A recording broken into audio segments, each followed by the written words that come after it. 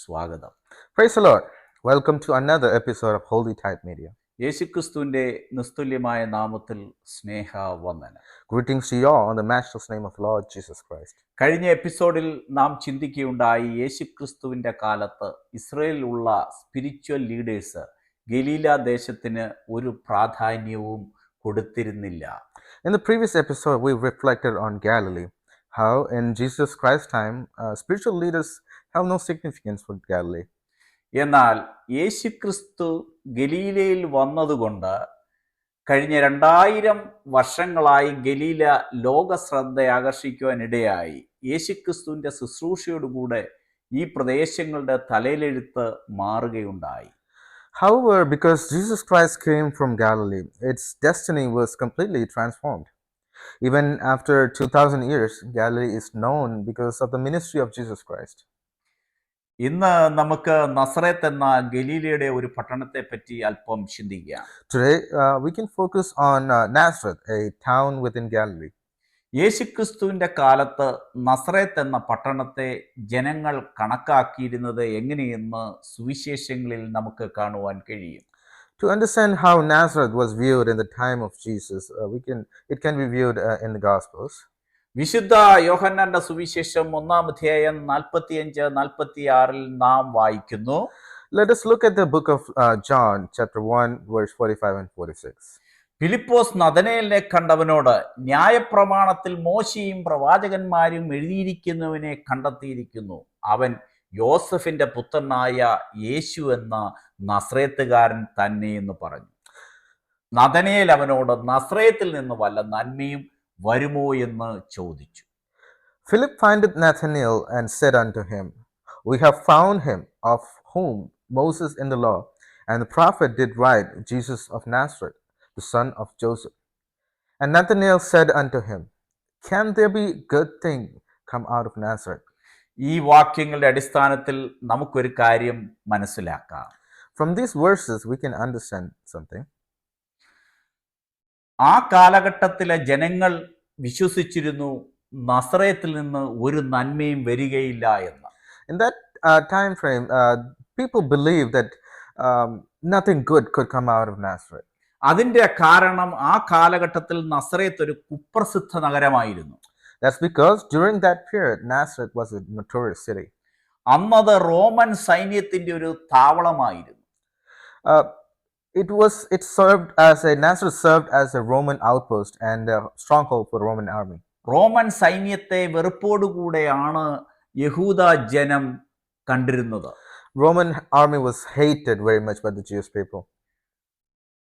Roman സൈനിക താവളമായിരുന്ന നസ്രേത്തിൽ നിന്ന് അടിച്ചമർത്തലും പീഡനവുമല്ലാതെ യാതൊരു നന്മയും വരികയില്ല എന്ന് യഹൂദ ജനം വിശ്വസിച്ചിരുന്നു. Jewish people believed that apart from persecution and oppression, no goodness will rise from Nazareth. ഈ ഒരു പശ്ചാത്തലത്തിലാണ് നഥനയേൽ പറയുന്നത്, നസറേത്തിൽ നിന്ന് വല്ല നന്മയും വരുമോ എന്ന്. In this situation, Nathanael says, Can there be any good things come out of Nazareth? നസ്രേത്തുകാർ അധാർമികളും മതഭക്തി ഇല്ലാത്തവരും ആയിരുന്നു എന്നാണ് പൊതുവെ അഭിപ്രായം. It was considered that the people were immoral and non-religious.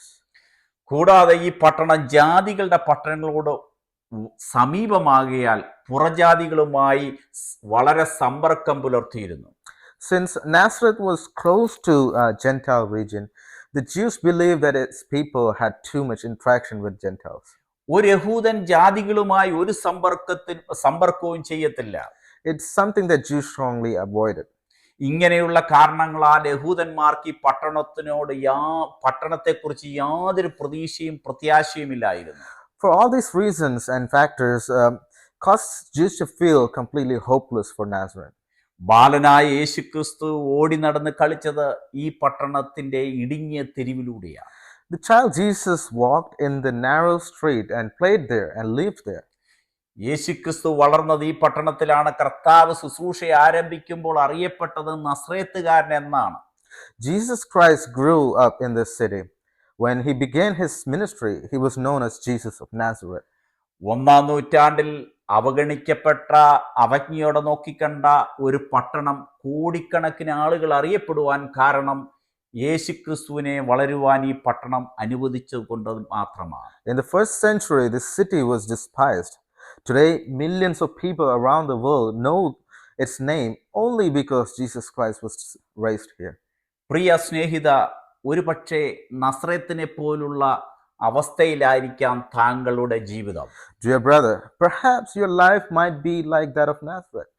താങ്കളെപ്പറ്റി മറ്റുള്ളവർക്ക് യാതൊരു പ്രതീക്ഷയും പ്രത്യാശയും ഇല്ലായിരിക്കാം. People may lose hope in you, and because may not have hope and expectation about you. മദ്യപാനവും മയക്കുമരുന്നും മറ്റു പാപ സ്വഭാവ ജീവിതം മൂലം മറ്റുള്ളവർ താങ്കളെ വെറുപ്പോടെ നോക്കിയേക്കാം. People may lose hope in you because of your struggles with sin like drinking or drugs. താങ്കളുടെ എല്ലാ മോശമായ സ്വഭാവത്തെയും മാറ്റി താങ്കളെ നല്ലവനും അനേകർക്ക് പ്രയോജനമുള്ളവനുമാക്കുവാൻ യേശുക്രിസ്തുവിന് കഴിയും. Jesus Christ can make you blessing for many by removing your evil and being a source of goodness. സ്നേഹിത, താങ്കളുടെ ഹൃദയമാകുന്ന നസ്രയത്തിൽ ദൈവവചനവും യേശുക്രിസ്തുവിനുള്ള വിശ്വാസവും വളരുവാൻ അനുവദിക്കുക. Brother, let the word of God and faith in Jesus Christ grow in your heart, which may be as Nazareth. യേശുക്രിസ്തു നിങ്ങളുടെ ഹൃദയത്തിൽ വളർന്നാൽ നിങ്ങളിലുള്ള തിന്മയാകുന്ന പാപം മാറി നന്മയുടെ ഉറവിടമായി മാറുവാൻ കഴിയും. If Jesus Christ grows in your heart, sin and evil are replaced with the source of goodness and purpose. യേശുക്രിസ്തുവിനെ നിങ്ങളുടെ ഹൃദയത്തിൽ ക്ഷണിക്കുക. Welcome Jesus Christ to your heart. യേശുക്രിസ്തു നിങ്ങളുടെ ഹൃദയകവാടത്തിൽ മുട്ടുന്നു. വിശ്വാസത്തോടുകൂടെ തുറക്കൂ. ക്രിസ്തു നിങ്ങളിൽ വളരട്ടെ. He is standing and knocking at the door of your heart. Receive him with faith. Let Christ grow in you. ഒരു മാറ്റം നിങ്ങൾ ആഗ്രഹിക്കുന്നുവെങ്കിൽ ആത്മാർത്ഥമായി പ്രാർത്ഥിക്കൂ. If you desire a change, please pray with us sincerely. യേശു കർത്താവേ, എൻ്റെ പാപ സ്വഭാവത്തെ മാറ്റി എന്നെ നല്ലവനാക്കണം. Lord Jesus, change my sinful nature and make me good. അങ്ങേ ഞാൻ രക്ഷകനും കർത്താവുമായി അംഗീകരിക്കുന്നു. I accept you as my Lord and Savior. എൻ്റെ ഹൃദയത്തിൽ അങ്ങ് വരേണമേ. Please come into my heart. ക്രൂശിൽ എൻ്റെ പാപത്തിന്റെ പരിഹാരത്തിനായി മരിച്ചുവെന്ന് ഞാൻ വിശ്വസിക്കുന്നു. I believe you died on the cross for the atonement of my sin. എന്നെ അവിടുത്തെ മകനാക്കണമേ. Make me your child. യേശുക്രിസ്തുവിന്റെ നാമത്തിൽ പ്രാർത്ഥിക്കുന്നു. ആമേൻ. In the name of our Lord Jesus Christ. Amen. ഇങ്ങനെ നിങ്ങൾ പ്രാർത്ഥിക്കൂ. Pray like this. ഞങ്ങൾ നിങ്ങൾക്കായി പ്രാർത്ഥിക്കാൻ പോവുകയാണ്. We are going to pray for you. നിങ്ങളുടെ കണ്ണുകളെ അടയ്ക്കാം. Close your eyes. കർത്താവായ യേശുവേ, Lord Jesus Christ, ഇന്ന് ഈ ദൈവവചനം കേട്ട എല്ലാവരെയും അനുഗ്രഹിക്കണമേ. Lord, bless everyone who heard this voice today. ആരെങ്കിലും പാപത്തിൽ ജീവിക്കുന്നെങ്കിൽ ഇന്ന് അവരെ അതിൽ നിന്ന് വിടുവിക്കണമേ. If anyone is living in sin, Lord, deliver them. അവരുടെ സ്വഭാവത്തെ അങ്ങ് മാറ്റണമേ. Lord, change their habits, change their situations. അങ്ങ് അവരുടെ ഹൃദയത്തിൽ കടന്നു ചെല്ലണമേ. Lord, enter into their heart. ആരെങ്കിലും ഭാരത്താലോ വിഷമത്താലോ ആയിരിക്കുന്നെങ്കിൽ കർത്താവ് അവരെ സഹായിക്കണമേ. If anyone is in sadness or in pain, Lord, help them. ആരെങ്കിലും രോഗത്താൽ ഭാരപ്പെടുന്നെങ്കിൽ ഇന്ന് അവരെ സൗഖ്യമാക്കണമേ. Lord, if anyone is in sickness, is sick, Lord, heal them. യേശുക്രിസ്തുവിന്റെ പരിശുദ്ധ നാമത്തിൽ അവർ സൗഖ്യമാകട്ടെ. In the purest name of the Lord Jesus Christ, Lord, be healed. Let them be healed. യേശുക്രിസ്തുവിന്റെ വചനത്തിന്റെ ശക്തി അവരിൽ വ്യാപരിക്കട്ടെ. Let the power of the word of God encamp them. ഇപ്പോൾ തന്നെ യേശുക്രിസ്തുവിന്റെ നാമത്തിൽ അവർ സൗഖ്യം പ്രാപിക്കട്ടെ. Right now, let everyone who hears this voice be healed. കർത്താവേ, അവരെ സഹായിക്കണമേ. Lord, help them, Lord. യേശുക്രിസ്തുവിന്റെ നാമത്തിൽ പ്രാർത്ഥിക്കുന്നു. ചെവിക്കൊള്ളണം സ്വർഗീയ പിതാവേ. In the name of the Lord Jesus Christ we pray. Amen. മറ്റൊരു എപ്പിസോഡിൽ കാണുന്നതുവരെ കർത്താവിന്റെ കൃപ നമ്മെ പൊതിയുമാറാകട്ടെ. May the grace of our Lord Jesus Christ be with you until we meet again in the next episode. Amen.